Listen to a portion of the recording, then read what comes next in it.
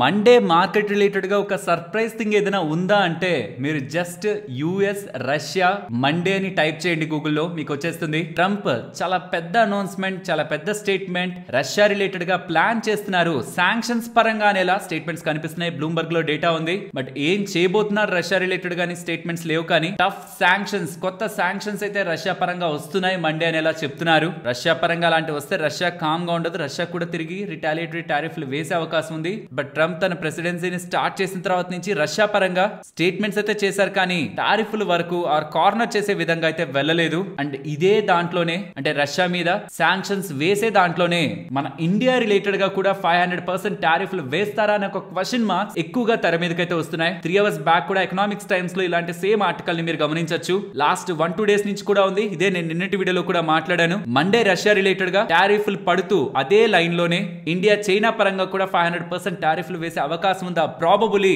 ఇది కూడా ఇవాల్టి మార్కెట్ లో, మన ఇండియన్ మార్కెట్ లో లిటిల్ ప్రెషర్ కి రీజన్ అయ్యుండొచ్చు. మండే ఎవరైనా ట్రేడర్స్ మార్కెట్ లో ట్రేడ్ చేస్తూ ఉంటే కొంత జాగ్రత్తగా ఉండే ప్రయత్నం చేయండి. పర్టికులర్ గా మండే ఒకవేళ తను మార్నింగ్ కాకుండా అంటే మన మార్కెట్ ఓపెనింగ్ టైం లో ఏ అప్డేట్స్ రాకుండా మండే వాళ్ళ టైమింగ్ లో చేస్తే అంటే మన మార్కెట్స్ ఎండ్ అయ్యాక చేస్తే ట్యూస్డే మార్కెట్ లో ఇంపాక్ట్ ఉండే అవకాశం ఉంది. So Monday over night positions carry చేసే వాళ్ళు కూడా ఒక రోజు అవాయిడ్ చేయడానికి అయితే ప్రయత్నించండి. ఇవాళ మార్కెట్ పడడానికి 4 కారణాలు. ఐటీ స్టాక్స్ రిలేటెడ్ గా నిన్న టీసీఎస్ వాళ్ళు, టాటా ఎల్ఎక్సీ వాళ్ళు నెంబర్స్ ని పోస్ట్ చేశారా. దాంతో కేవలం ఐటీ ఇండెక్స్ పడ్డం కారణంగానే నిఫ్టీ రిలేటెడ్ గా 55 పాయింట్స్ దగ్గరగా అవుట్ ఆఫ్ 205 పాయింట్స్ నెగిటివ్ గా ఐటీ స్టాక్స్ నిఫ్టీని మూవ్ చేస్తే, కేవలం రిలయన్స్ ఇండస్ట్రీస్ అండ్ ఎయిర్టెల్ కలిపి ఈ 2 స్టాక్స్ కలిపే ఇంకొక 55 పాయింట్ల దగ్గరగా నిఫ్టీని కిందకి తోసాయి. ఎంటైర్ ఐటీ స్టాక్స్ ఎంతైతే తోసాయో రిలయన్స్ అండ్ ఎయిర్టెల్ కలిపితే దానికంటే ఎక్కువగానే వాళ్ళ నిఫ్టీని డౌన్ సైడ్ కి అయితే పుష్ చేశాయి. దీంతో పాటు ట్రంప్ కెనడా రిలేటెడ్ గా అండ్ ఇతర కంట్రీస్ రిలేటెడ్ గా వేస్తున్న కొత్త టారిఫ్లు, ఎఫ్ఎన్ఓ పరంగా రీసెంట్ గా ఉంటున్న చేంజెస్, ఇవన్నీ కూడా ఇవాల్టి మార్కెట్ రిలేటెడ్ గా ఉంటున్న మేజర్ రీజన్ ఫాలో అవడానికి. అది నేను ఆర్డర్ వైజ్ గా అరేంజ్ చేశాను. ఏది మెయిన్ ఇంపాక్ట్ క్రియేట్ చేసింది మార్కెట్ ఫాల్ కని, ఇది మనం ఒక్కొక్కటిగా మాట్లాడుకునే ప్రయత్నం చేద్దాం. టీసీఎస్ నెంబర్స్ ఒక్కటే కదా వచ్చింది, అన్ని ఐటీ స్టాక్స్ నెంబర్స్ రాలేదు. మరి ఎందుకు కంగారు పడ్డాం? అసలు ఏ నెంబర్స్ ఎప్పుడెప్పుడు ఉన్నాయి, ఎలా మనకు అర్థమవుతుంది ఐటీ స్టాక్స్ రిలేటెడ్ గా రివైవల్ ఉంటుందని ఓవరాల్ మార్కెట్ పరంగా అనేది కూడా అర్థం చేసుకుంటూ, Trump tariffs, Reliance and Airtel ఎందుకు సడన్ గా పడుతున్నాయి, ఎఫ్ఎన్ఓ రిలేటెడ్ ఉంటున్న చేంజెస్ కూడా మార్కెట్ ని ఎలా ఇంపాక్ట్ చేస్తున్నాయి, వీటన్నిటి గురించి డీటెయిల్డ్ గా మాట్లాడుకుంటూ అండ్ ఇంకెంత వరకు పడే అవకాశం ఉంది, ఇంపార్టెంట్ లెవెల్స్ ఏంటి, వీటన్నిటిని కూడా క్లియర్ గా మాట్లాడుకుందాం. ఇవాళ గ్లెన్మార్క్ స్టాక్ ని చూసారా? ఇవాళ ఏముంది, స్టార్ట్ ఆఫ్ ద జూన్ మొదటి నుంచి ఇప్పటి వరకు చూసినా 50% దగ్గరగా పెరిగిపోయింది. కొన్ని ఇదేమైనా స్మాల్ క్యాప్ స్టాక్ అంటే అది కూడా కాదు. యాజ్ ఆఫ్ నౌ 60,000 కోట్ల మార్కెట్ క్యాపిటల్ ఉంటున్న ఫార్మాసిటికల్ కంపెనీ. ఏం జరుగుతుంది ఈ ఫార్మా స్టాక్ లో అనేది కూడా మీరు తెలుసుకోవాలి. Let's start our video. Hello friends, welcome to day trader Telugu. Good evening. Sensex 690 points down అయ్యి 82,500 దగ్గర క్లోజ్ అయితే, నిఫ్టీ 205 పాయింట్స్ డౌన్ అయ్యి 25,150 దగ్గర క్లోజ్ అయింది. వెరాస్ బ్యాంక్ నిఫ్టీ 201 పాయింట్స్ డౌన్ అయ్యి 56,755 దగ్గర క్లోజ్ అయింది. ఫస్ట్ ఐటీ స్టాక్స్ పెట్టడానికి కారణం ఏంటంటే, చాలా టైం బ్యాక్ నుంచి కూడా ట్రంప్ టారిఫ్స్ పరంగా మార్కెట్ లో అప్డేట్స్ ఉంటూనే ఉన్నాయి. సో స్పెషల్ గా ఓవర్ నైట్ లో తను చేసిన సర్ప్రైజ్ ఏం లేదు. కాబట్టి ఫస్ట్ ఐటీ స్టాక్స్ గురించి మాట్లాడుకుందాం. టీసీఎస్ వాళ్ళు నెంబర్స్ ని పోస్ట్ చేశారు, టాటా ఎల్ఎక్సీ వాళ్ళు కూడా నెంబర్స్ ని పోస్ట్ చేశారు. నెంబర్స్ ఎలా ఉన్నాయనేది నిన్నటి వీడియోలో మాట్లాడుకున్నా. టాప్ లైన్ ఎక్స్పెక్టెడ్ కంటే వీక్ గా ఉంది. మార్జిన్స్ బాగుండడం వల్ల ప్రాఫిటబిలిటీ బాగొచ్చింది. బట్ డీల్ విన్స్ రిలేటెడ్ గా వాళ్ళు కోల్పోతున్న క్లయింట్స్ గురించి కూడా మాట్లాడుకోవడం జరిగింది కదా. దీంతో వాళ్ళ ఓవరాల్ ఆర్డర్ బుక్ కూడా లాస్ట్ క్వార్టర్ కంటే ఈసారి తగ్గడం, అండ్ మేనేజ్మెంట్ కామెంటరీ కూడా రికవరీ పరంగా స్ట్రాంగ్ స్టేట్మెంట్స్ చేయలేకపోతూ ఉండడం. ఇక్కడ టీసీఎస్ పడ్డంతో పాటు మిగిలిన ఐటీ స్టాక్స్ రిలేటెడ్ గా కూడా భయాన్ని క్రియేట్ చేసింది. మిగిలిన IT stocks apart from Tata LXI ఏవి నెంబర్స్ ఇంకా పోస్ట్ చేయలేదు. ఇన్ఫాక్ట్ ఇవాళ బాగా డౌన్ లో ఓపెన్ అయిన టాటా ఎల్ఎక్సీ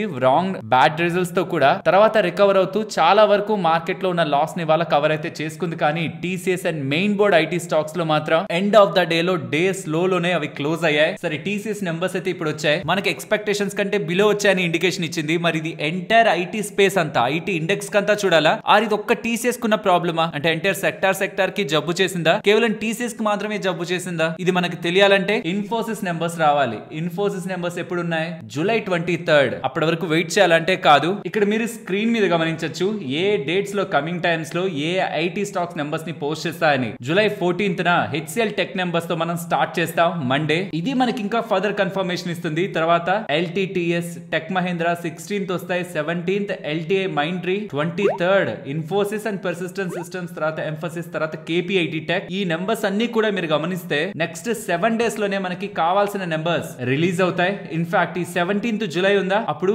ఎల్టీఐ మైండ్రీతో పాటు విప్రో వాళ్ళు కూడా నెంబర్స్ ని పోస్ట్ చేస్తారు. సో 17th లోపు majority of numbers HCl tech కానీ, ఎల్టీఐ మెంట్రీ కానీ, విప్రో కానీ, ఎల్టీటీఎస్, టెక్ మహేంద్ర, ఈ హెచ్సిఎల్ టెక్నాలజీస్ తో పాటు అన్ని నెంబర్స్ పోస్ట్ అయిపోయింటాయి. కాబట్టి బిఫోర్ ఇన్ఫోసిస్ నెంబర్స్ మనకి ఐటీ స్టాక్స్ ఒక ఆర్ ఐటీ ఇండెక్స్ ఒక ట్రెండ్ అయితే అర్థమవుతుంది. బట్ నేను ఇక్కడ ఇంపార్టెంట్ ది మీకు చూపించాలి. ఐటీ స్టాక్స్ రిలేటెడ్ గా మెయిన్ బోర్డ్ లో అంటే లార్జ్ క్యాప్ లో ఉంటున్న వాటిల్లో ఇన్ఫోసిస్ కి తప్పించి మిగిలిన వాటన్నిటికీ మార్కెట్ పెద్ద ఎక్స్పెక్టేషన్స్ లో లేదు. అంటే ఒకవేళ వీక్ గా పోస్ట్ చేసినా అంత సర్ప్రైజ్ కాదు. అందుకే టీసీఎస్ కూడా చెప్పాను, టాప్ లైన్ ఆల్రెడీ వీక్ గానే వస్తుందనే ఎక్స్పెక్టేషన్స్ ఉన్నాయి. బట్ దానికంటే వాళ్ళు వీక్ గా పోస్ట్ చేశారు, 3% డౌన్ కనిపించింది. కానీ మార్కెట్ స్ట్రాంగ్ గా ఎక్స్పెక్ట్ చేస్తున్నది మాత్రం టియర్ 2 కంపెనీస్ దగ్గర నుంచి Coforge, persistent, emphasis, KPIT, LTI Mindtree వీటి నుంచి స్ట్రాంగ్ నెంబర్స్ అయితే ఎక్స్పెక్ట్ చేస్తుంది. పర్టికులర్ గా ఎంఫసిస్, పెర్సిస్టెంట్, కోఫోర్జ్ నుంచి అక్కడ ఏదైనా వీక్నెస్ కనిపిస్తాయి. టియర్ 2 కంపెనీస్ ఒక టాప్ 3 వాటిలో ఏదైనా వీక్నెస్ కనిపిస్తే ఎక్స్పెక్టేషన్స్ కంటే టూ మచ్ డివేట్ అయితే అక్కడ ఏదైనా షాక్ మార్కెట్ కి తగిలే అవకాశం ఉంది. కానీ రెస్ట్ ఆఫ్ ద స్పేస్ మొత్తంలో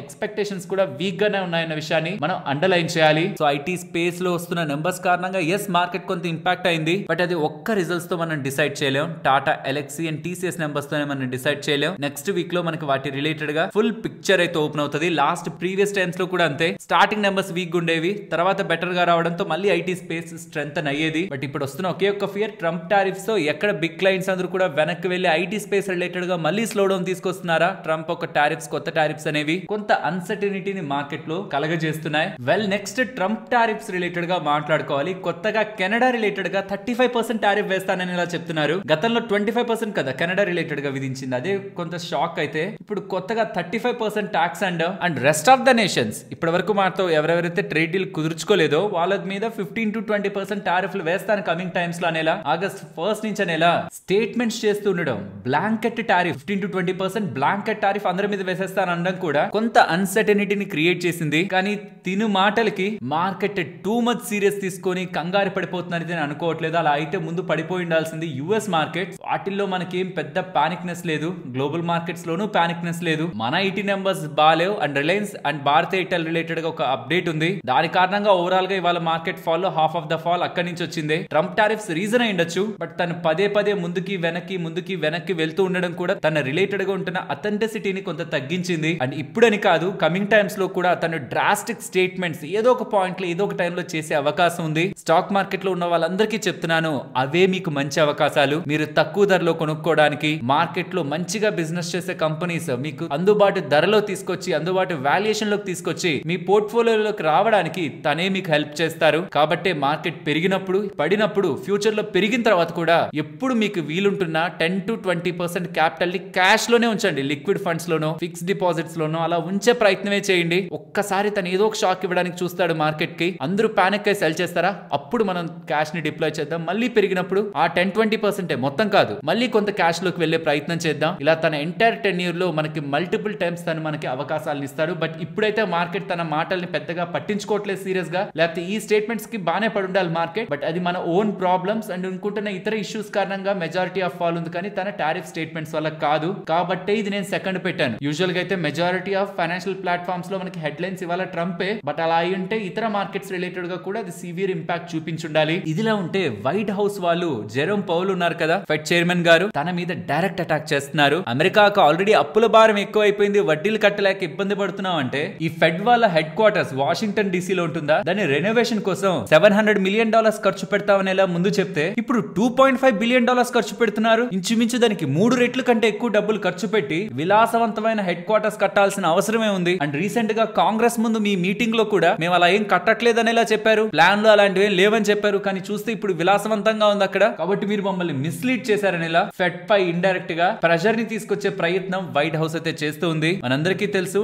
వైట్ హౌస్ అంటే నథింగ్ బట్ ట్రంపే. ఫెడ్ చైర్మన్ రిలేటెడ్ గా ఉంటున్న తనకి ఇష్యూస్ అన్నిటినీ కూడా ఇండైరెక్ట్ గా వేరియస్ రూట్స్ లో తన మీద ప్రెషర్ పెట్టే ప్రయత్నం చేస్తున్నారు. అండ్ వైట్ హౌస్ ఒక అడ్వైజర్ హెసెంట్ గారు నెక్స్ట్ ఫెడ్ చైర్ అయ్యే అవకాశం ఉందనేలా కూడా డేటా కనిపిస్తుంది. ఒకవేళ అలా జరిగిందనుకోండి, రేట్ కట్స్ ఖచ్చితంగా మార్కెట్ లోకి వస్తాయి. But as per data fed chairman గారి టెన్యూర్ ఎండ్ అయ్యేది 2028 లో, అంటే ట్రంప్ బయటికి వెళ్లిపోతున్న సంవత్సరం ముందు. కాబట్టి వీళ్ళు ఇతనిపై ఎలాగోలా ప్రెషర్ చేసి తనని బయటికి రప్పించాలనే ప్రయత్నం అయితే చేస్తున్నారు. నెక్స్ట్ ఎయిర్టెల్ అండ్ రిలయన్స్ రెండు కలిపే 55 పాయింట్స్ దగ్గరగా ఇవాళ మార్కెట్ ని డౌన్ సైడ్ తీసుకువెళ్ళాయని చెప్పాను. దీని రిలేటెడ్ గా ఉన్న ఇంపార్టెంట్ అప్డేట్ నిన్నటి వీడియోలో కూడా షేర్ చేశాను. ప్రాబబుల్లీ ఇవాళ ఎయిర్టెల్ పడుతూ ఉండడం స్టార్ లింక్ రిలేటెడ్ గా ఉంటున్న అప్డేట్ తోనే ఎయిర్టెల్ అండ్ ఈవెన్ రిలయన్స్ లో ఉంటున్న టెలికాం బిజినెస్ రిలేటెడ్ గా కూడా ఇంపాక్ట్ ఉంటుంది. ఉంటుంది కాబట్టి రిలయన్స్ అండ్ ఎయిర్టెల్ రెండు పడ్డానికి మెయిన్ రీజన్ గా స్టార్ లింక్ నే చూడాలి. జియో రిలేటెడ్ గా, రిలయన్స్ రిటైల్ రిలేటెడ్ గా ఐపీఓ డిలే అవుతుందనే రీజన్ తోనే రిలయన్స్ పడుతూ ఉంటే ఎయిర్టెల్ పడాల్సిన నీడ్ లేదు. But Airtel last 2-3 trading sessions లో ఆల్మోస్ట్ 5% దగ్గరగా డౌన్ అయింది.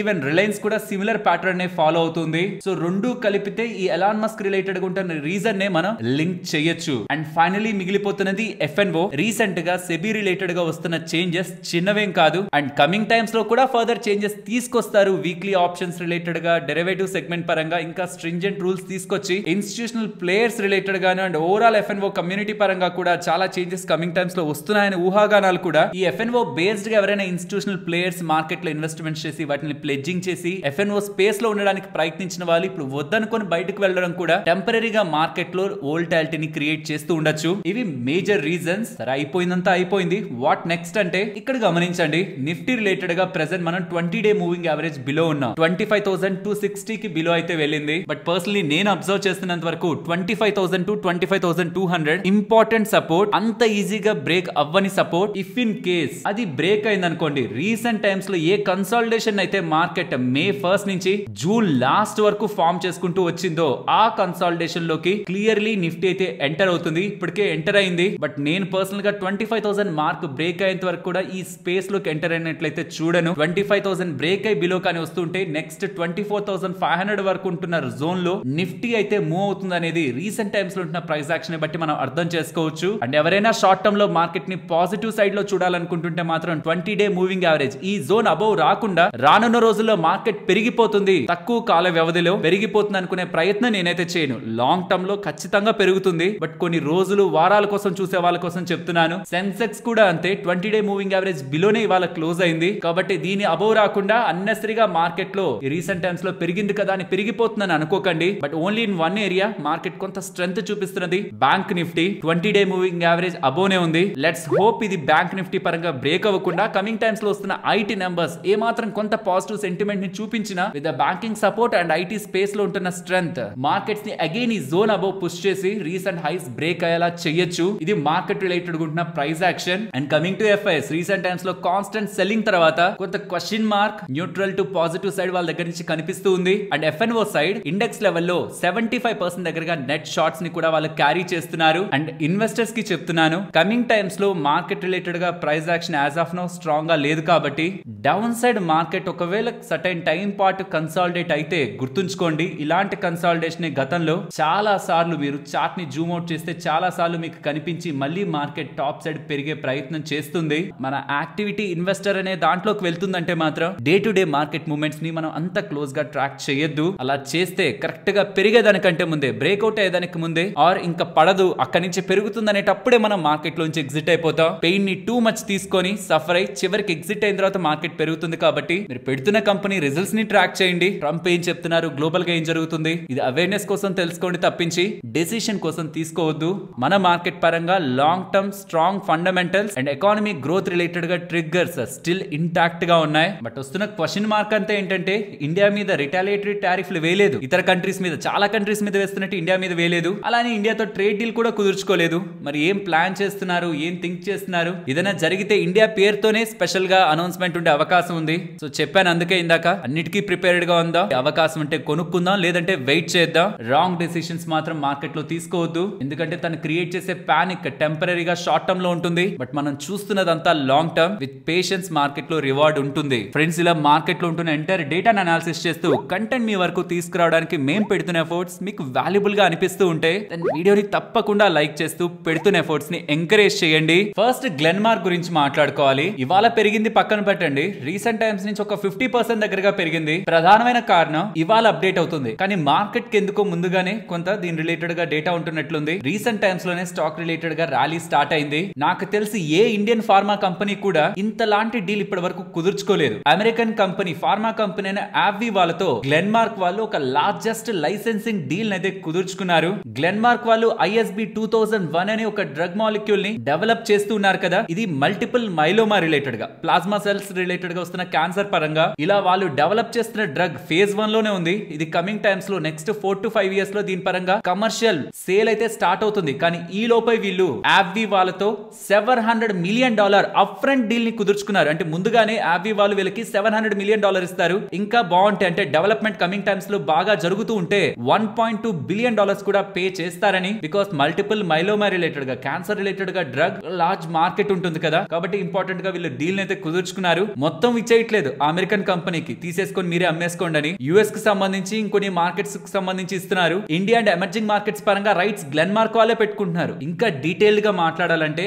ఆవి వాళ్ళు north America, Europe, Japan, greater China వీటిల్లో బిజినెస్ చేయడానికి వీళ్ళతో ఈ డీల్ కుదుర్చుకుంటున్నట్టు. $700 మిలియన్, తర్వాత $1.2 బిలియన్ డెవలప్మెంట్ ని బట్టి డ్రగ్ ఎలా ముందుకు మూవ్ అవుతుందని. ఫేజ్ 1 లో ఉంది కదా, 2, 3, 4 ఉన్నాయి కదా, దాంట్లో ఫర్దర్ గా బాగుంటే మళ్ళీ ఫర్దర్ గా పెంచుతారు ఈ డబ్బుల్ని. ఇది కాకుండా ఈ డ్రగ్ రిలేటెడ్ గా ఎక్స్క్లూజివ్ రైట్స్ ని ఎమర్జింగ్ మార్కెట్స్ లోను, ఇండియాలోను, Asia, Latin America, Russia, Middle East, Africa, Australia, New Zealand and South కొరియాలో గ్లెన్మార్క్ వాళ్ళే చేసుకుంటారు కమర్షియలైజేషన్. సో ఏదైతే డీల్ జరిగిందో మొత్తం డ్రగ్ ని వాళ్ళకి ఇవ్వట్లేదు, ఒక పార్ట్ ఆఫ్ ద జియోగ్రఫీస్ మాత్రమే వాళ్ళకి హ్యాండ్ ఓవర్ చేస్తూ పెద్ద మొత్తంలోనే, ఎక్స్పెక్టెడ్ కంటే పెద్ద మొత్తంలోనే లైసెన్సింగ్ డీల్ కుదుర్చుకోవడమే ఇక్కడ ఇంట్రెస్టింగ్ థింగ్. సో అటు పక్క నుంచి వాళ్ళ దగ్గర డబ్బులు వస్తుంది, ఇండియన్ మార్కెట్స్ పరంగా, ఎమర్జింగ్ మార్కెట్స్ పరంగాను ఆ డ్రగ్ పరంగా సేల్స్ వీళ్ళకుంటాయి. బిగ్గెస్ట్ బ్రేక్ త్రూ వీళ్ళు రిలేటెడ్ గా జరిగిందని మేనేజ్మెంట్ కూడా కామెంటరీ చేస్తూ ఉండడం. స్టాక్ ఈ రీసెంట్ టైమ్స్ లో పెరిగిన తర్వాత కూడా ఇవాళ ఇంతలా పెరగడానికి ప్రధానమైన కారణం యాక్చువల్లీ డ్రగ్ మార్కెట్ లోకి వస్తుందనే ఎక్స్పెక్టేషన్స్ ఉన్నాయి. ఇదేం సడన్ గా వాళ్ళు ఎవరికి తెలియకుండా డెవలప్ చేసిన డ్రగ్ కాదు. బట్ ఈ డీల్ ఏదైతే ఉందో ఇది కంప్లీట్లీ అన్ఎక్స్పెక్టెడ్. అది మార్కెట్ ని కొంత సర్ప్రైజ్ చేసింది. $700 మిలియన్,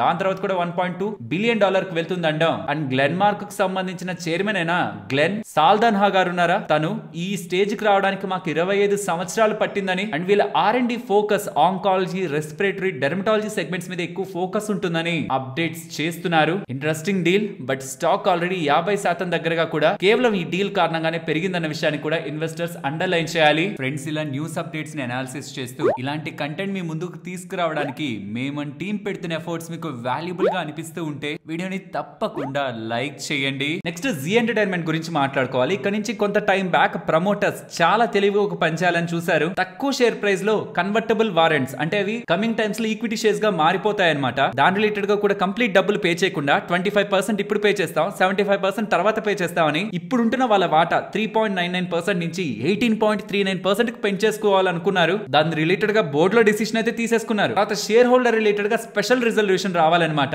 అంటే 75% స్పెషల్ రిజల్యూషన్ అంటే 75% వీళ్ళకి ఫేవరబుల్ గా రావాలి ఓటింగ్. ఇవాళ ఓటింగ్ జరిగింది. షేర్ హోల్డర్స్ వీళ్ళకి మద్దతుగా, ప్రమోటర్స్ కి మద్దతుగా 59.5% ఓటు వేశారు. అంటే మెజారిటీ వాళ్ళ సైడే వేశారు. కానీ 40.5% వాళ్ళకి అగైనెస్ట్ గా వేస్తూ ఉండడం, 75% రావాలన్నాను కదా, అది రాకపోతూ ఉండడం ప్రమోటర్స్ కి ఆ కన్వర్టబుల్ వారెంట్స్ అయితే అలాట్ అవ్వవు. ఉంటున్న క్వశ్చన్ అంతా ఒకటే, మార్కెట్ లో 3 ప్రాక్సీ ఫిర్మ్స్ IIAS కానీ, SCS కానీ, ఇన్ గవర్న్ వాళ్ళు కానీ, వాళ్ళు ముగ్గురు చెప్పింది ఒకటే, 2410 కోట్ల దగ్గరగా బుక్స్ లో క్యాష్ ఉన్నప్పుడు, బ్యాలెన్స్ షీట్ లో క్యాష్ ఉంటున్నప్పుడు ఫర్దర్ గా ఎందుకు ప్రమోటర్స్ కి ఈ వాల్యుయేషన్ లో ఇంత పెద్ద మొత్తంలో డైల్యూట్ చేసి 15% డైల్యూషన్ అవుతుంది ఈక్విటీ, మరి అంత డైల్యూట్ చేసి ఎందుకు వాళ్ళకి ఇవ్వాలి షేర్స్ ని? ఈ పాయింట్ లోనే కన్వర్టబుల్ వారెంట్స్ గా 25% వాళ్ళు పే చేస్తూ ఇదంతా కూడా ప్రమోటర్స్ వాళ్ళకి అడ్వాంటేజ్ గా మార్చుకోవడానికి చేస్తున్న పనే. కాబట్టి ఎవరు కూడా దీనికి ఓట్ వేయొద్దని 3 ప్రాక్సీ ఫిర్మ్స్ అప్డేట్స్ చేశాయి. ఇందాక నేను చెప్పినవి ప్రాబబ్లీ దాని షేర్ హోల్డర్స్ ఫాలో అయినట్లున్నారు. అగైనెస్ట్ గా ఓటింగ్ 40.5% వస్తుండడం, 75% ఓవరాల్ వీళ్ళ సైడ్ రాకపోతుండడం, జీ ఎంటర్టైన్మెంట్ రిలేటెడ్ గా ప్రమోటర్స్ ఏదైతే వాళ్ళ వాటాన్ని పెంచుకోవాలనుకున్నారు అదైతే జరగదు. ఈవెన్ ఈ రీజన్స్ తోనే స్టాక్ ఇవాళ 4% దగ్గరగా పడింది. నెక్స్ట్ విఐపి ఇండస్ట్రీస్ గురించి మాట్లాడుకోవాలి. ప్రమోటర్స్ దగ్గర ఈ పర్టికులర్ కంపెనీ రిలేటెడ్ గా 51.7% వాటా ఉంది. కానీ ప్రెసెంట్ సిఎన్బిసి రిలేటెడ్ గా జరుగుతున్న అప్డేట్స్ ప్రకారం ఏంటంటే ప్రమోటర్స్ తమ వాటాని అమ్మాలనుకుంటున్నారని, మల్టిపుల్ ప్రైవేట్ ఈక్విటీ ఫిర్మ్స్ తో కాంటాక్ట్ లో ఉండి వాళ్ళకి సంబంధించిన వాటాని ఓపెన్ ఆఫర్ లో షేర్ చేయాలనుకుంటున్నారని ఇలా అప్డేట్స్ అయితే కనిపిస్తున్నాయి. ఇది ఎందుకు ఇంపార్టెంట్ అంటే, కొంటున్నది ఏదైనా ఇంట్రెస్టింగ్ ప్రైవేట్ ఈక్విటీ ప్లేయర్ అనుకోండి, ఏ ధరలో కొంటున్నారు ఆ ధరలో అంత పెద్ద మొత్తం వాటా అనుకుంటున్నారంటే ఖచ్చితంగా ఏదైనా చేసి కంపెనీని గ్రోత్ సైడ్ తీసుకువెళ్లాలనే కదా అలా ఇన్వెస్ట్ చేస్తారు. అండ్ దాంతో ఓపెన్ ఆఫర్ కూడా ట్రిగ్గర్ అవుతుంది మైనారిటీ షేర్ హోల్డర్స్ కి. అసలు ఏ వాల్యుయేషన్ లో డీల్ జరుగుతుంది అనేది ఇన్వెస్టర్స్ రిలేటెడ్ గా వాల్యూ అన్లాకింగ్ పరంగా కూడా ఉంటుంది. కాబట్టి ఇవాళ ఒక పాయింట్ తో స్టాక్ బానే పెరిగింది, బట్ తర్వాత కూల్ ఆఫ్ అయింది. బట్ ఇన్వెస్టర్స్ అయితే ఇది మేజర్ ఈవెంట్ గా చూడాలి ఒకవేళ జరిగితే. అఫీషియల్ అప్డేట్ కాదు, సిఎన్బిసి సైడ్ నుంచి వస్తున్న అప్డేట్. అండ్ ఇవాళ మార్కెట్ అంతా కొంత రెడ్ లో ఉన్న public sector banks like State Bank of India కానీ, Bank of Baroda, PNB, Canara ఇవన్నీ కూడా అంత స్ట్రాంగ్ గా పడలేదు కదా ఫస్ట్ థింగ్. దీనికి ప్రధానమైన కారణం పబ్లిక్ సెక్టర్ బ్యాంక్స్ ని మర్జ్ చేయాలనే ఆలోచనలో ప్రభుత్వం ఉందనేలా అప్డేట్స్ కనిపిస్తున్నాయి. ఇంకా స్ట్రాంగ్ బ్యాంక్స్ ని తీసుకురావాలి, చిన్న చిన్న పబ్లిక్ సెక్టర్ బ్యాంక్స్ అన్నిటిని కూడా ఒక దాంట్లోకి కలిపేయాలి, స్ట్రాంగ్ బ్యాంక్స్, స్ట్రాంగ్ ఇన్స్టిట్యూషన్స్ ని మేక్ చేయాలి అనే ఆలోచనలో ప్రభుత్వం ఉందని అది బ్లూంబర్గ్ దగ్గర నుంచి వస్తున్న అప్డేట్స్ అంటూ సిఎన్బిసి వాళ్ళు కూడా ఇవాళ అప్డేట్స్ అయితే చేశారు. ఫైనాన్స్ మినిస్ట్రీలో ఉంటున్న అఫీషియల్ చేస్తున్న అప్డేట్స్ అని. దీనిపై మీ అభిప్రాయం ఏంటి? గవర్నమెంట్ రన్ బ్యాంక్స్ ని, పిఎస్యు బ్యాంక్స్ ని చాలా వరకు రీసెంట్ టైమ్స్ లో తగ్గించారు. ఇంకా ఫర్దర్ గా వాటిని తగ్గిస్తూ స్ట్రాంగ్ పిఎస్యు బ్యాంక్స్ ని ఎవాల్వ్ చేయాలని ప్రభుత్వ ఆలోచనలకి ఓవరాల్ బెనిఫిట్ ఉంటుందని అనుకుంటున్నారా? మీ ఒపీనియన్ ని కామెంట్ సెక్షన్ లో చెప్పండి. జెఫ్రీస్ వాళ్ళు ఒక ఇంట్రెస్టింగ్ రిపోర్ట్ ని రిలీజ్ చేస్తూ 11 స్టాక్స్ దగ్గరగా పెరిగే అవకాశం ఉందనేలా స్టాక్స్ ని 11 స్టాక్స్ అయితే డిసైడ్ చేశారు. వాళ్ళు ఏమంటున్నారంటే అట్రాక్టివ్ వాల్యుయేషన్స్ లో ఉంటూ గ్రోత్ ని చూపించే స్టాక్స్ ని పట్టుకోవడం ఇప్పుడు కష్టం అవుతుంది అంటున్నారు. అది ఖచ్చితంగా నిజం. ఏమాత్రం గ్రోత్ ఉంటుందని మార్కెట్ కి అర్థమవుతున్నా ఓ 3-4 సంవత్సరాల తర్వాత ఎక్కడ స్టాక్ ఉండాలో అక్కడ పెట్టేస్తుంది ఇప్పుడు. అలా వాళ్ళు చూస్తూ Adani Energy, Adani Ports, AWL Agri Business, Birla Corp, Airtel, Bel Rise, Finolex Cables, Mahindra, IndiGo, NTPC, Sagility ఈ కంపెనీస్ 11 కంపెనీస్ లో వాల్యూ ఉంటూ గ్రోత్ కూడా స్ట్రాంగ్ గా కనిపిస్తుంది అనేలా ఇండియాకి సంబంధించిన top stock picks Jefferies related గా ఇండియన్ కవరేజ్ లో వీళ్ళు మెన్షన్ చేయడం జరిగింది. నాకు తెలిసి మన వాళ్ళల్లో దీంట్లో చాలా ఎక్కువగా హోల్డ్ చేస్తూ వచ్చేది ఎయిర్టెల్, M&M, ఎన్టీపీసీ అనుకుంటున్నాను. ఇవేనా లేకపోతే ఇంకేమైనా ఇతరవి కూడా మీరు హోల్డ్ చేస్తున్నారా? వీలైతే చెప్పడానికి చూడండి. ప్రెసెంట్ హిందుస్థాన్ యూనిలీవర్ CEO అయిన రోహిత్ జావా గారు ఉన్నారా? ఇక్కడ మీకు స్క్రీన్ మీద కనిపిస్తున్నారా? తను తన పదవి నుంచి తప్పుకుంటున్నట్లు, స్టెప్ డౌన్ అవుతున్నట్టు, తన పర్సనల్ రీజన్స్ తో వైదొలుగుతున్నట్లయితే స్టేట్మెంట్స్ చేశారు. తన ప్లేస్ లోకి ప్రియా నాయర్ గారు beauty and well being related గా తన ప్రెసెంట్ ప్రెసిడెంట్ గా ఉన్నారు. తను ఇప్పుడు తన ఆ పదవి నుంచి ఎంటైర్ హిందుస్థాన్ యూనిలీవర్ రిలేటెడ్ గా CEO పదవికి అండ్ MD పదవికి అపాయింట్ అవుతున్నారు from August 1st, 2025. Priya Nair గారు ఈ పర్టికులర్ హిందుస్థాన్ యూనిలీవర్ లో జాయిన్ అయింది 1995 లో. అప్పటి నుంచి ఇప్పటి వరకు స్ట్రాంగ్ గా ఈ సెగ్మెంట్ ని లీడ్ చేసిన తను entire HULK MD and CEO గా మారుతున్నారనేసరికి ఈసారి స్ట్రాంగ్ రివైవల్ కంపెనీ రిలేటెడ్ గా తను తీసుకొస్తారని మార్కెట్ ఎక్స్పెక్ట్ చేస్తూ ఆల్మోస్ట్ 30 years ట్రాక్ రికార్డ్ కదా తనది. అండ్ ఇంటర్నల్ పర్సన్ అవుతూ ఉండడం కూడా, నెక్స్ట్ 5 years తన CEO గా ఉంటారని అప్డేట్స్ వస్తుండడం కూడా, కొత్త పర్సన్ అండర్ లో స్ట్రాంగ్ గా కంపెనీ గ్రోత్ అనే ఎక్స్పెక్టేషన్స్ తోనే స్టాక్ ఇవాళ పెరిగింది. అండ్ అనంతరాజు వాళ్ళు వాళ్ళ సెకండ్ డేటా సెంటర్ ని పంచకూలలో కమర్షియలైజేషన్ స్టార్ట్ చేశారని, అంటే వర్కింగ్ ని స్టార్ట్ చేశారని, అక్కడి నుంచి కూడా వాళ్ళ కమింగ్ టైమ్స్ లో బిజినెస్ అందుతుందని అనంతరాజు వాళ్ళు చెప్తున్నారు. RMC స్విచ్ గేర్స్ వాళ్ళు ఉన్నారా? సాలిడ్ అప్డేట్ చేశారు. ఇయర్ ఆన్ ఇయర్ కంపారిజన్ లో వాళ్ళ సేల్స్ 165% పెరిగి 86 crore 14 lakhs కి వెళ్ళాయని, ఆర్డర్ బుక్ 700 crore దాటిందని. వీళ్ళు ఎక్కడ బిజినెస్ చేస్తుంటారు? సోలార్ EPC కాంట్రాక్ట్స్ చేస్తుంటారు, electrical infra and smart metering related గా కూడా RMC స్విచ్ గేర్స్ వాళ్ళకి బిజినెస్ ఉంది. ఈవెన్ స్ట్రాంగ్ H2 కూడా నెక్స్ట్ హాఫ్ ఆఫ్ ద ఈ ఫైనాన్షియల్ ఇయర్ కూడా స్ట్రాంగ్ గా ఉంటుందని. అండ్ సోలార్ మాడ్యూల్ మ్యానుఫాక్చరింగ్ లో కూడా వీళ్ళు ఎంటర్ అవుతూ 1 gigawatt of solar module manufacturing కూడా వీళ్ళు చేస్తారని. వీళ్ళు రిలేటెడ్ గా చూడండి, EPC రిలేటెడ్ గా, సోలార్ రిలేటెడ్ గా ఉన్నారు, క్లీన్ ఎనర్జీ పరంగా, స్మార్ట్ మీటర్స్ పరంగా, డిస్కామ్స్ రిలేటెడ్ గా కూడా బిజినెస్ చేస్తూ మంచి బిజినెస్ డేటాని పోస్ట్ చేస్తూ ఉండడమే స్టాక్ ఇవాళ పెరగడానికి ప్రధానమైన కారణం. అండ్ RPP ఇన్ఫ్రా వాళ్ళకి 366 crores విలువ చేసే Jal Jeevan mission order Rajasthan related గా లభించిందని చెప్తున్నారు. ఇది 700 crore మార్కెట్ క్యాపిటల్ ఉన్న కంపెనీ. దీనికి 366 crore ఆర్డర్ అంటే ఇది కొంత పెద్దదే. ఈ ఆర్డర్ తో పాటు ఆపరేషన్ అండ్ మెయింటెనెన్స్ కూడా నెక్స్ట్ 10 years కి ఆ ప్రాజెక్ట్ పరంగా చేస్తారని, ఈ మొత్తం ప్రాజెక్ట్ 20 months లో ఎగ్జిక్యూట్ అవుతుందని అప్డేట్స్ చేస్తున్నారు. ఈ మొత్తం ఈ ఒక్క కంపెనీకి వస్తున్న ఆర్డరే కాదు, జాయింట్ వెంచర్ కి వస్తున్నది. ఆ జాయింట్ వెంచర్ లో వీళ్ళది 51% వాటా అనమాట. అండ్ ఈ ఆర్డర్ తో కలుపుకొని వీళ్ళ షేర్ ఇదంతా కలుపుకొని టోటల్ ఆర్డర్ బుక్ వెళ్ళేది 3370 crore దగ్గరగా ఉంటుంది. And Tata LXI even week numbers post చేసిన తర్వాత కూడా ఇవాళ లో నుంచి స్ట్రాంగ్ గా రికవర్ అయిందా? ఈ పర్టికులర్ స్టాక్ రిలేటెడ్ గా ఒక ఇంపార్టెంట్ అప్డేట్ ఉంది. టాటా ఎల్ఎక్సీ వాళ్ళు, సినాప్సిస్ వాళ్ళు, వీళ్ళిద్దరూ కంబైన్ అయి SDV ఉంటుంది కదా, సాఫ్ట్వేర్ డిఫైన్డ్ వెహికల్స్ డెవలప్మెంట్, వాటి పరంగా వీళ్ళు వర్క్ చేస్తారని. Power train, chassis, body control and central compute domains related గా సొల్యూషన్స్ ని వీళ్ళు ప్రొవైడ్ చేస్తూ గ్లోబల్ OEM ప్లేయర్స్ కి సర్వీసెస్ అందిస్తారని వీళ్ళు అప్డేట్ అయితే చేస్తున్నారు. అండ్ తిటాగర్ రైల్ గురించి మాట్లాడుకోవాలి. వీళ్ళ ప్రమోటర్స్ 200 crore దగ్గరగా కంపెనీలో ఇన్వెస్ట్మెంట్ చేస్తున్నారు. అంటే ప్రిఫరెన్షియల్ వారెంట్స్ ని ప్రమోటర్స్ కి ఇష్యూ చేసి 200 crore దగ్గరగా కంపెనీ రేస్ చేస్తూ ఉంది. ఎంతలో 945 rupees లో, రీసెంట్ టైమ్స్ లో ఉంటున్న ప్రైస్ దగ్గరే వీళ్ళు ప్రిఫరెన్షియల్ వారెంట్స్ ద్వారా డబ్బుల్ని రేస్ చేస్తున్నారు. అది కూడా కన్వర్టబుల్ వారెంట్స్ అనమాట. సో ఈ కన్వర్టబుల్ వారెంట్స్ ని ప్రమోటర్స్ ఎప్పుడెప్పుడు కొనడానికి ప్రయత్నిస్తారంటే వాళ్ళకి అది అట్రాక్టివ్ గా అనిపించడమా, కమింగ్ టైమ్స్ లో గ్రోత్ ఉంటుంది అనుకోవడమా. సో ప్రమోటర్స్ డబ్బులు పెడతారనమాట.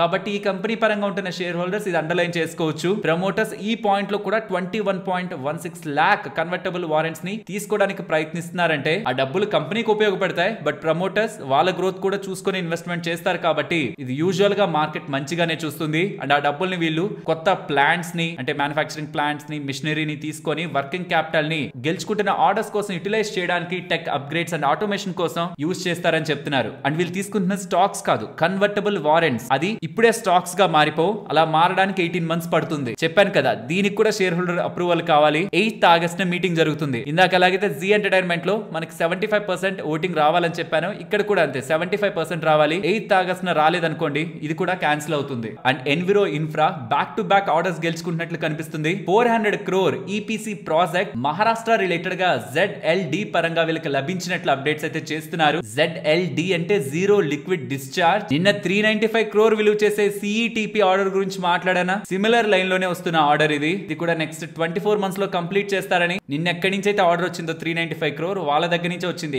MIDC వాళ్ళ దగ్గర నుంచి, మహారాష్ట్ర ఇండస్ట్రియల్ డెవలప్మెంట్ కార్పొరేషన్ వాళ్ళ దగ్గర నుంచి. ఇలా బ్యాక్ టు బ్యాక్ ఆర్డర్స్ గెలుచుకుంటూ ఉండడమే ఇవాళ స్టాక్ ఇంతలా పెరగడానికి ప్రధానమైన కారణం. సుమారుగా ఒక 13% దగ్గరగా పెరిగింది. అండ్ సెబీ వాళ్ళు చాలా కంపెనీస్ రిలేటెడ్ గా పంప్ అండ్ డంప్ ని క్రాక్ చేస్తున్నారని, ఆల్మోస్ట్ 200 కంపెనీస్ లో పంప్ అండ్ డంప్ జరుగుతుందనే అనుమానాలు సెబీకి ఉన్నాయని, more than 150 mobile devices and hundreds of computers నుంచి ఉంటున్న డేటాను ఎక్స్ట్రాక్ట్ చేశాక చాలా కంపెనీస్ లో పంప్ అండ్ డంప్ జరుగుతుందని సెబీకి అనుమానంగా ఉందని. ఎందుకంటే సడన్ గా స్టాక్స్ ని కొనడం, ప్రైజుల్ని ధరల్ని పెంచేయడం, తర్వాత వాటిని అమ్మేయడం, ఇవి రెగ్యులర్ గా వాళ్ళకి ఒక 150 to 200 కంపెనీస్ లో కనిపించాయని, దాని కారణంగా ఇన్వెస్టిగేషన్స్ జరుగుతున్నాయని, అండ్ ఎక్కడెక్కడైతే ఇలాంటి స్కాములు జరిగాయని అనిపించిందో అక్కడల్లా సెబీ వెళ్లి సోదాలను చేస్తూ ఉందని, ఎగ్జామిన్ చేస్తూ ఉందని, సోషల్ మీడియా క్యాంపెయిన్స్ ని యూజ్ చేసి ఫాల్స్ నేరేటివ్స్ ని చెప్పి స్టాక్స్ ని పంప్ అండ్ డంప్ చేస్తూ, ఎవరైనా లాభ పడుంటే దాని పరంగా ఇన్వెస్టిగేషన్స్ చేస్తూ పెద్ద మొత్తంలో జరుగుతున్న ఈ పంప్ అండ్ డంప్ ని బయట పెట్టడానికి సెబీ వాళ్ళు ప్రయత్నిస్తున్నట్లు అప్డేట్స్ అయితే కనిపిస్తున్నాయి. సో 200 కంపెనీలు అంటే చిన్న విషయం కాదు. ఏదైనా స్టాక్ మార్కెట్ రిలేటెడ్ గా మీకు సోషల్ మీడియాలో ఊరు పేరు లేని స్టాక్ పేరు ఎప్పుడైనా వినిపిస్తుంటే మాత్రం అన్నెసరీగా నమ్మకండి. ఎల్స్ ఏం జరగచ్చు అంటే మనం ఒకరిని బ్లైండ్ గా ఎక్కడ అడ్వర్టైజ్మెంట్ ఉంది కదా అని, లేకపోతే ఎవరో ఒక దగ్గర వాట్సాప్ లో ఒక టెలిగ్రామ్ లో మెసేజ్ పెట్టారు కదా అని మీరు కొనేస్తే ఏదో ఒక రోజు సెబీ చెప్పే నేమ్స్ లో ఆ నేమ్ ఒకటి అయ్యుండొచ్చు. ప్రాపర్ గా స్టడీ చేయండి, కొంత టైం అయినా వర్క్ చేయండి. ఆ టైం లేదనుకుంటే కామ్ గా మ్యూచువల్ ఫండ్స్ డబ్బులు పెట్టండి. అన్నెసరీగా ఎవరో కోట్లు సంపాదించుకోవడానికి మనం బలవ్వద్దు. అండ్ IRDA వాళ్ళు హెల్త్ ఇన్సూరెన్స్ కంపెనీస్ రిలేటెడ్ గా ఇర్రెగ్యులారిటీస్ ని ఫైండ్ అవుట్ చేశారని, Niva Bupa, Star Health, Care Health and Manipal Cigna పరంగా, అలాగే Tata, AIG, ICICI Lombard, HDFC Ergo, New India Assurance పరంగా కూడా నోటీసుల్ని ఇష్యూ చేస్తున్నారని, వాళ్ళ అండర్ లో ఎవరైతే హెల్త్ ఇన్సూరెన్స్ తీసుకున్నారో కొంతమంది పరంగా క్లైమ్స్ పరంగా వీళ్ళు ప్రాపర్ గా ట్రీట్ చేయలేదని షోకాస్ నోటీస్ ఇస్తూ, ఎవరెవరికైతే సకాలంలో చెల్లించలేదో డబ్బుల్ని వాళ్ళకి అసలుతో పాటు వడ్డీని కూడా చెల్లించండి, ఇంకెప్పుడు ఇలాంటివి చేయొద్దనేలా వార్నింగ్ ని కూడా IRDA సైడ్ నుంచి వెళ్తుందనేలా ఇన్సూరెన్స్ కంపెనీస్ కి అప్డేట్స్ అయితే కనిపిస్తున్నాయి. ఇది చాలా చాలా మంచి విషయం. ఇన్సూరెన్స్ కంపెనీలకి ఎప్పుడైతే IRDA వాళ్ళు ఇలాంటివి స్టేట్మెంట్స్ తో